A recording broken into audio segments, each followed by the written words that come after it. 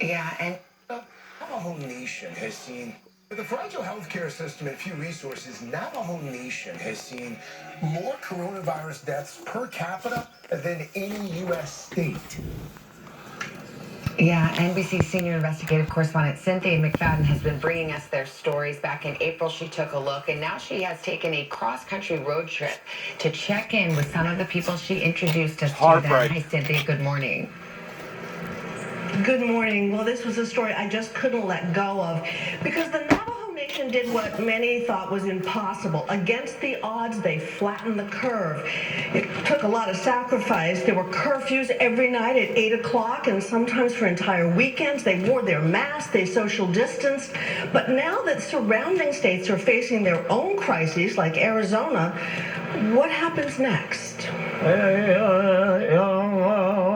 Navajo Nation is rich in physical beauty, a vast expanse the size of West Virginia, where the Navajo people have lived for centuries.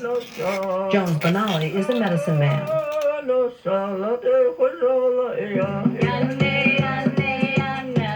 He thinks he's somewhere in his 90s. His children, Clayson and Janita, and their children are working hard to learn from him and keep him safe. My father is one of the most revered medicine people. I want to ensure that he will be here when we come to the other end, treating the PTSD that people will have from COVID-19. Here, showing his grandchildren what nature provides for traditional healing. And healing is much needed. Navajo Nation has been battered by the coronavirus, with a per capita death rate higher than any U.S. state.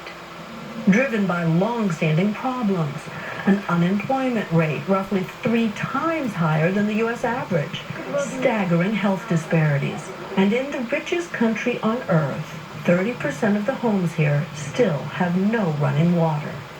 It's a toxic brew of poverty and broken promises. My father, I've been with him and people tell him you're not welcome. There used to be signs that said no Indians or no dogs allowed. That's just part of the reality that's kind of ingrained. Everything that people read about in our history books, oh, that's so sad, that happened to the Indians, that never ended. It's still here. Little wonder, perhaps, the pandemic hit hard. Native Americans have the highest rates of hospitalization from COVID of any racial group in the United States.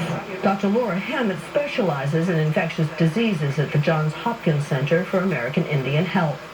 She says the long-standing prevalence of issues like heart and lung disease here help drive the high hospitalization rates.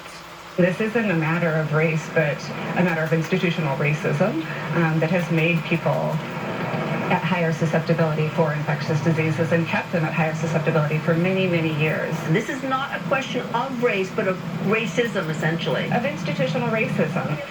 And experts worry with that comes higher risk for mental health issues. People who were already shaky, COVID-19 cannot have helped the situation. No, not at all. Native Americans have the highest rates of suicide. It's one of the leading causes of deaths in individuals who are 24 and under. Another challenge I know has been on substance abuse. I was told that some people were actually taking the hand sanitizer, mixing it with water and drinking it.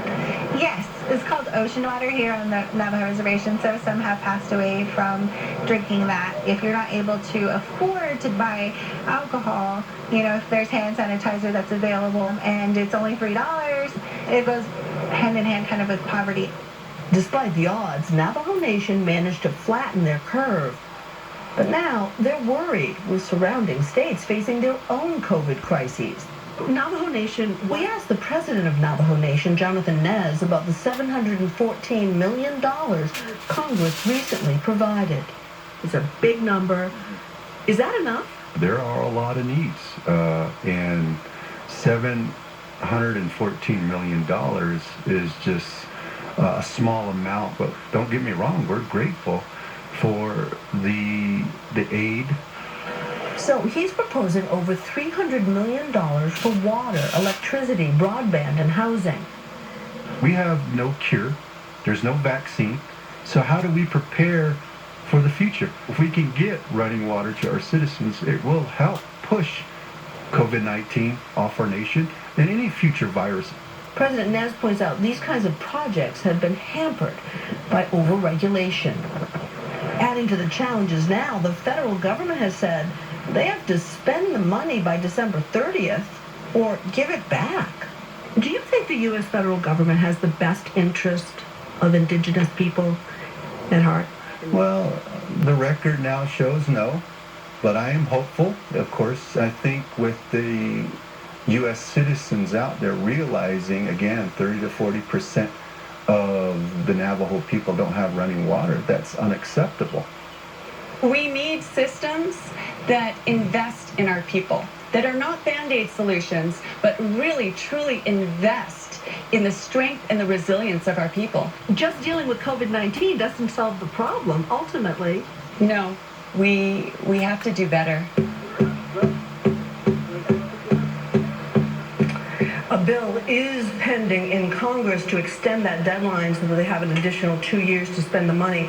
But in the meantime, President Nez is calling on President Trump to loosen some of the federal regulations that have made development so hard on the reservation. And President Trump, we reached out to the White House. The White House tells us they are, quote, working to put people over paperwork and to improve infrastructure. So we shall see. Back to you guys. Cynthia, thank you for telling that story. We really appreciate it. Amen. Let us switch gears now, 8:20 on this Monday morning, and let us